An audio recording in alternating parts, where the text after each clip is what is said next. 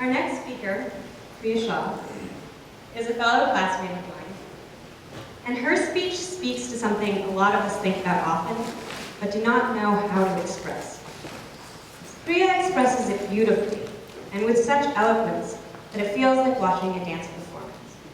Please give a warm welcome to Priya.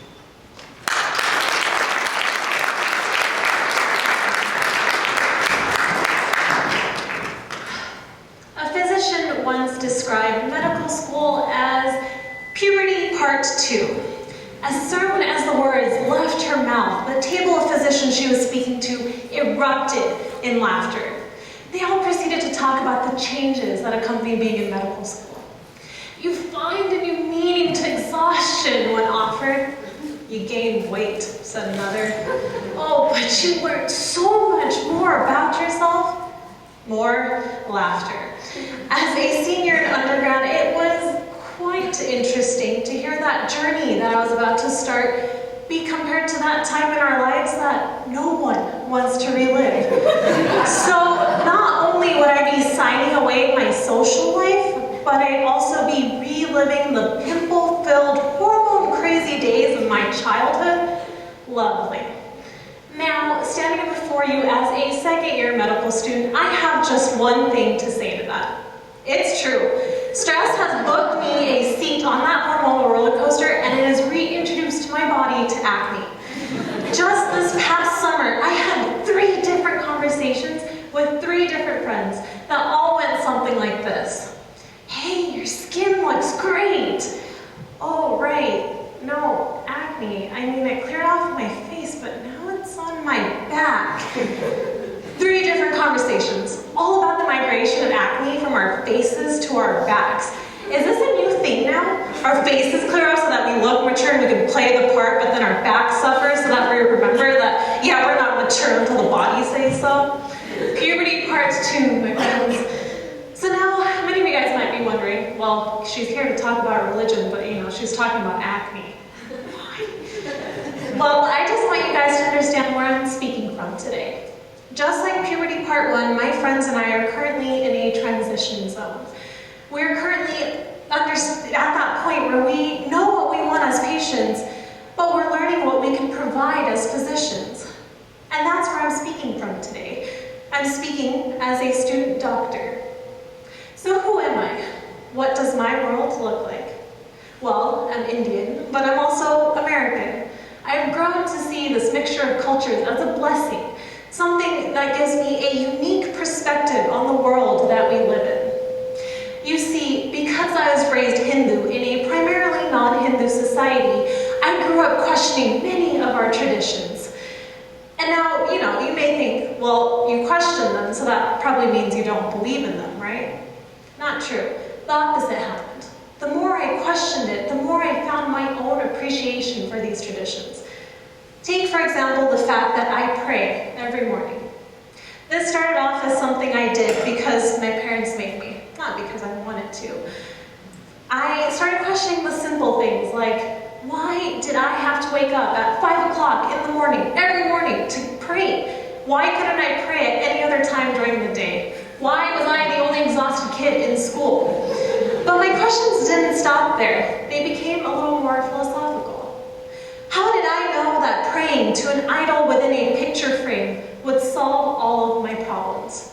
How did I know that the person I was speaking to could hear me when I have never heard them? And with these questionings, I somehow found a way to believe in them, believe in religion. And I can't pinpoint the exact moment where I decided, yeah, God exists. But it was within those little moments, those little prayers, that I found my answer. Little prayers like, I have a pet bird that flew away one time. And I remember praying as hard as a 6-year-old could pray for the return of my bird. And we found my bird on a branch outside of the house that very day. And all I had to do was hold the cage up to the branch and the bird hopped right in. And at that point I thought, oh my God, this prayer thing might actually kind of work. And within those little prayers being answered, I had the courage to pray for bigger things. Till this day, the biggest prayer that I've had is for a purpose to my life. For the ability to help other people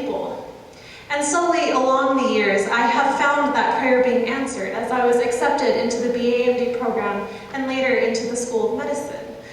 And so here I stand, questioning everything that I've questioned, but I've stopped questioning if a God exists, because it doesn't matter, because there's some power to what I feel. So now here I am, a relatively religious person, entering the world of medicine. Faith and medicine stand so disconnected within today's world, two opposite ends of a spectrum. But when do those ends meet? And why should they meet? Being in New Mexico, many of us are familiar with the idea of curanderas, or medicine men, or traditional healing practices being used to heal. Religion is still used to heal. But why? What is it in the power of religion that makes the common man more likely to listen to certain recommendations? What is it that gives religion this power when science itself has explained the very beginning of the very first atom? And how can we, as future healthcare providers, harness this profound power of a greater order and give our advice that same respect? Well, let's consider Hindu practices. Our practices fall within this higher order belief. We do things because God said so. Our practices can be divided into two categories: medicine based in faith, or faith based in medicine. The key is which side, faith or medicine, is a key to healing. Let's consider medicine based in faith. Sometimes to get an entire pious population to listen to medical advice requires a very, very strong religious connotation.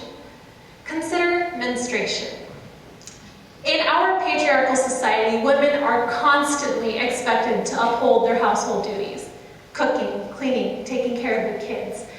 But when they're sick, they are still expected to uphold these same duties, leading to centuries of poor health conditions for women. So a Pandit, or a Hindu priest, long ago got the idea to say that women were impure while on their period. And as a result, they couldn't do anything in the house for 4 days straight. Now, to my feminist American soul, this seemed a little harsh. I'm pretty sure my menstrual cycle comes with the whole I can give birth to children package, but you know, I'm impure. I refused to believe in this tradition. But when I went to India, I had no other option. I was told that I couldn't participate in the religious activities that I had specifically flown to India to participate in. I was told that I could not help my mom, my exhausted mom, cook in the kitchen because I was menstruating. Who was there to tell me that I could not pray to the very God that gave me this very biology? And where were these rules written? No one in my family had the answer until my dad pulled me aside and said, "Hey, look, it doesn't matter whether you believe in these traditions or not. The fact is, it's given women the ability to rest in a society that never expects them to rest." He went on to say that this whole tradition of not doing anything in the house is followed for 2 months after a woman gives birth to a child. Sound familiar? Sounds like maternity leave to me. Now, all of a sudden, everyone understands the importance of women resting during such a crucial time in their lives. But to get an entire patriarchal population to understand this simply required a very strong religious connotation. So what about faith that's based in medicine? Let's take a colicky child, for example. Happy, healthy, adorable, but sometimes fussy during feeding. Traditionally, the fussiness would be blamed on nudger. Nudger, like Mandeoho, is translated into the evil eye, and it can be cast when thinking spiteful thoughts or even admiring another person. And for this reason, up until at least the first year of a baby's life, the mom places this black mesh dot on the temple of the baby's head. This black dot is said to ward off any negative energy that comes near the baby. But let's say mom forgot and someone thought, "Oh, your baby's adorable," and bam, baby's sick. Can we do anything to help the baby? Of course. So what we do, we take the child and place the child on the ground. We then cover the baby with a sheet. Then we take a mixture of salt, mustard seeds, and dried red chili peppers. We take the mixture and cut and circle the baby's body from head to toe 7 times. Then we take a glass of water and walk to a four-way street, put the mixture in the middle of the street, circle it with water, and walk back home. Never once looking back, just to make sure the evil eye doesn't follow us home. So now I'm looking out in the audience, and a lot of you guys have looks like, what is she talking about? I had the same exact look when my mom first told me that this was going to be done to me because I was sick. I looked at her, I'm like, can't you just give me ibuprofen? I mean, there is a reason these things were made. But 4 years ago, I got very sick when I went to India, and I couldn't keep anything down, so ibuprofen was no help there. My grandma pulled me out of bed and sat me down and performed this little ritual on me. The next day, I was eating fine, felt so much better, and I was feeling like myself. She took one look at me and said, "Yup, najarlai. Of course, that was the evil eye." So here, faith is the key to healing. Through faith, we find ourselves overcoming the powers of black magic, real or not, but we find ourselves healed. Along with the westernization of India, a greater emphasis has been placed on Western medicine. People do what the doctor says and take what the doctor prescribes, sometimes without a single question. Sounds kind of like religion to me. Maybe medicine is becoming our new faith. But as it stands today, faith and medicine are still disconnected. But there are many who believe that faith trumps medicine and will turn to faith when medicine has failed. There is a sacred river in Hinduism known as the Ganges River, or like we like to say, the Ganga River. It's said to come straight from heaven, and as such, even a drop of this water can liberate your soul to heaven during a time of death. Members of my Indian community here in Albuquerque have contacted my dad and asked him to share just a little of our stored Ganga water when they feel that their time is up. My dad has gone to the hospital and has just gently touched a spoonful of this water to their lips. And without fail, their body eases up and relaxes, accepting what is to come. No amount of medicine could provide someone with this peace of mind during a time of imminent death. And it is honestly one of the most beautiful things I've ever seen.